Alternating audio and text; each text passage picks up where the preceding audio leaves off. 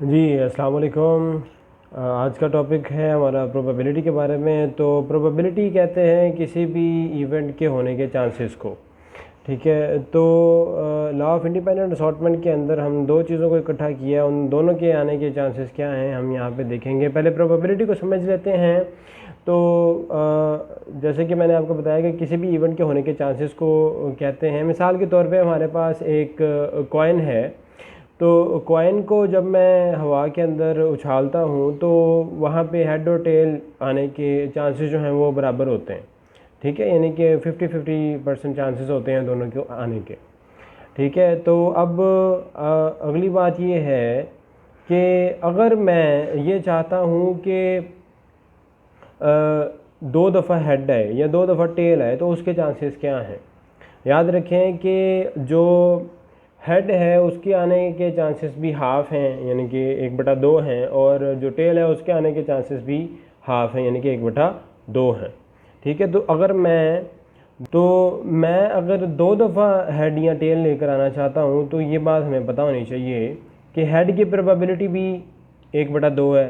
ठीक है, इसी तरह जो टेल की प्रोबेबिलिटी है वो भी 1/2 है। तो अगर मैं दो कंसेक्यूटिव हेड्स चाहिए तो मुझे उन दोनों की प्रोबेबिलिटीज़ को जितनी दफ़ा लेके आना है उनको उन्हीं से मल्टीप्लाई करना है। ठीक है, यानी कि हेड अगर मैं लेके आना चाहता हूँ दो दफ़ा तो मुझे हेड की एक प्रोबेबिलिटी को हेड की दूसरी प्रोबेबिलिटी के साथ मल्टीप्लाई करना पड़ेगा। ठीक है, तो जैसे कि यहाँ पे है कि अगर मैं दो कंसेक्यूटिव हेड्स लेकर आना चाहता हूँ तो 1/2 ज़रब 1/2, तो दो दफ़ा हेड्स आने की प्रोबेबिलिटी कितनी हो जाएगी, 1/4। इसी तरह मैं तीन कंसेक्यूटिव हेड्स लेकर आना चाहता हूँ तो 1/2 को मैं 1/2 से ही 3 दफ़ा मल्टीप्लाई करूँगा, रिज़ल्ट क्या आ जाएगा हमारे पास, 1/8। ठीक है जी। तो इसी तरह आप डाइस को ले लें, लूडो के अंदर जो इस्तेमाल होती है उसकी 6 साइड्स होती हैं। तो हर साइड के टॉप पे आने के जो चांसेस होते हैं वो 1/6 होते हैं।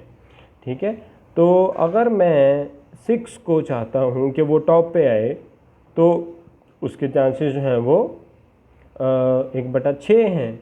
और अगर मैं दो दफ़ा चाहता हूँ कि 6 आए तो 1/6 ज़रब 1/6 बराबर आ गया 1/36, यानी कि बहुत कम प्रोबेबिलिटी हो जाती है बहुत सारी पॉसिबिलिटीज़ के अंदर।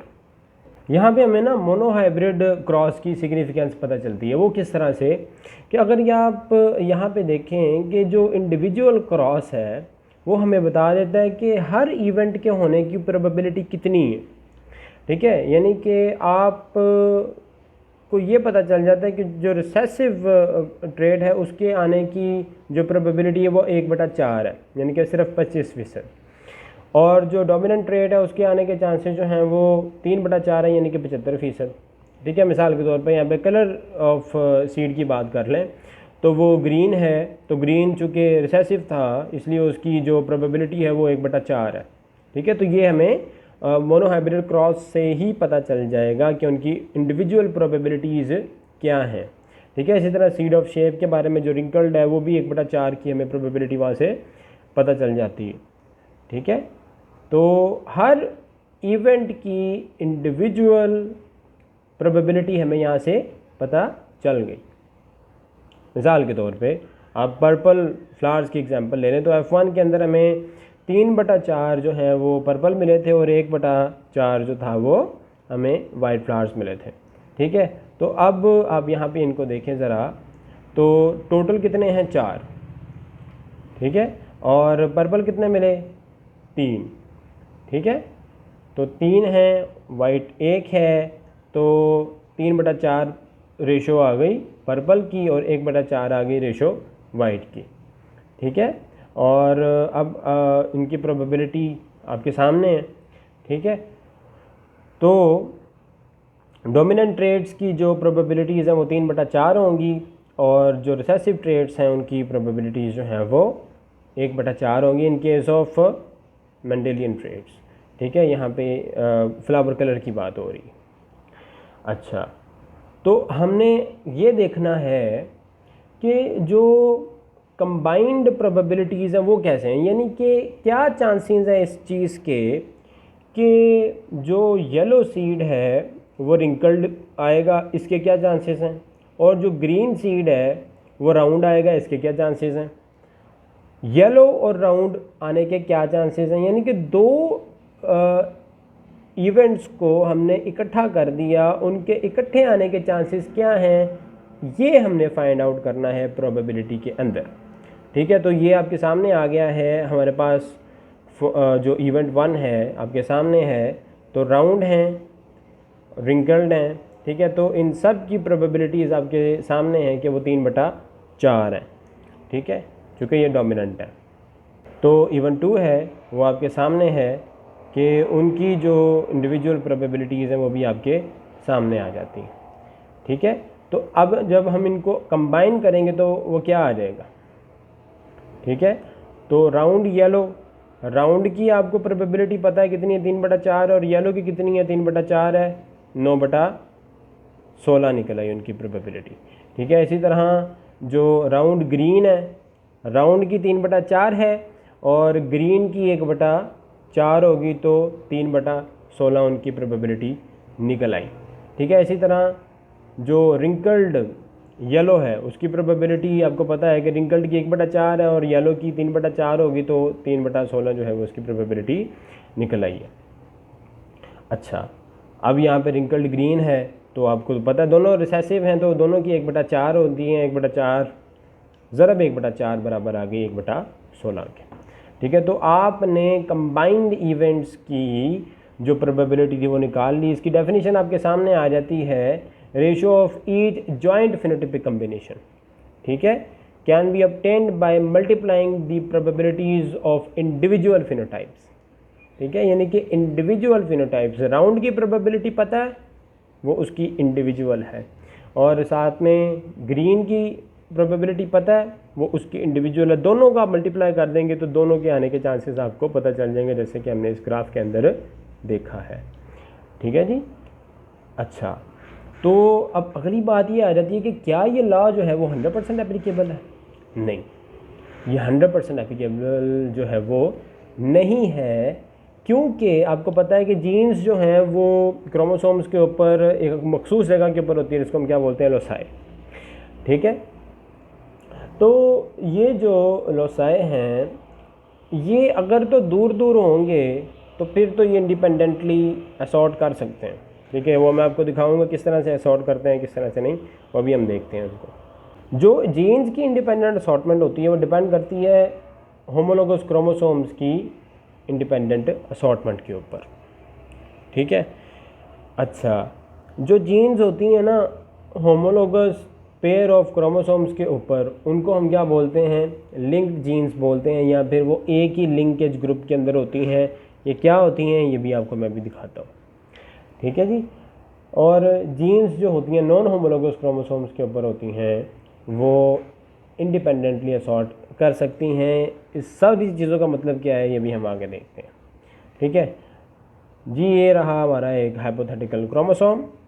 ठीक है, आप इसके ऊपर ये ब्लू, पर्पल, येलो और रेड कलर के बैंड्स देख रहे हैं। ये इसको मैंने नाम दिया है हाइपोथेटिकल क्रोमोसोम नंबर 15।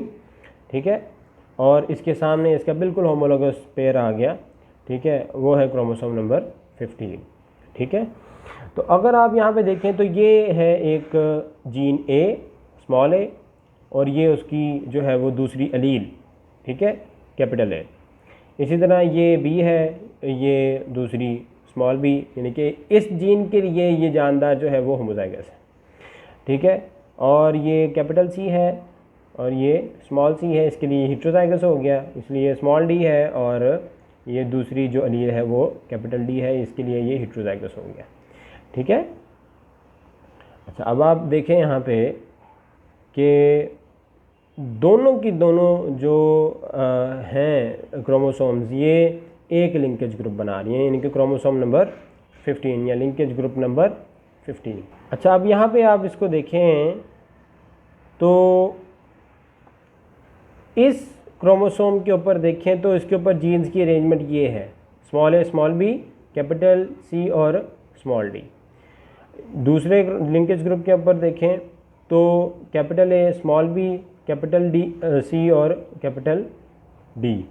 ठीक है, तो ये इनके ऊपर जीन्स की अरेंजमेंट आ जाती है लिंकेज ग्रुप्स के अंदर। ठीक है, तो क्रॉसिंग ओवर होती है, तो क्रॉसिंग ओवर का रिजल्ट क्या निकलता है, यहाँ पे ये देखें ज़रा। ठीक है, तो ये देखें, ये डी जो है वो एक्सचेंज हो गया है एक दूसरे के साथ। अब अगर आप इस चीज़ को देखें, अगर क्रॉसिंग ओवर ना हुई होती, ठीक है, तो कैपिटल सी हमेशा स्मॉल डी के साथ ही जाता। ठीक है, इसी तरह स्मॉल सी हमेशा कैपिटल डी के साथ जाता, क्रॉसिंग ओवर ना हुई होती तो। ठीक है, और दूसरी तरफ अगर आप यहाँ पे देखें ना, ये स्मॉल ए है, स्मॉल बी है। ठीक है, ये दोनों इकट्ठे रहेंगे हमेशा। क्यों? क्योंकि इनका फासला आपस में कम है। ठीक है, ये दोनों जीन्स जो हैं ये टाइटली लिंक्ड हैं एक दूसरे से, ये क्रॉसिंग ओवर के दौरान एक दूसरे से अलहदा नहीं होंगी। ठीक है, जहाँ पे ए जाएगी वहाँ पे स्मॉल बी भी जाएगी, और जहाँ पे कैपिटल ए जाएगी वहाँ पे स्मॉल बी भी जाएगी। ठीक है, अच्छा, 7 कैरेक्टर्स हैं जिनको मैंडल्स ने देखा था। इन सारी 7 कैरेक्टर्स की जो जीन्स हैं ये 4 क्रोमोसोम्स के ऊपर मौजूद थी।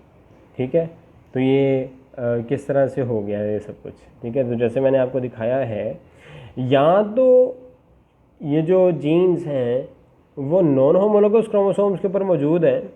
ठीक है, या फिर वो एक दूसरे से इतनी दूर हैं कि ये क्रॉसिंग ओवर के दौरान एक दूसरे से अलग हो जाती। ठीक है, जैसे कि मैंने अभी आपको दिखाया। अच्छा जी, तो ये सारी बात आ जाती है। Thank you so much. Videos को लाइक करें, सब्सक्राइब भी करें। अल्लाह हाफ़िज़।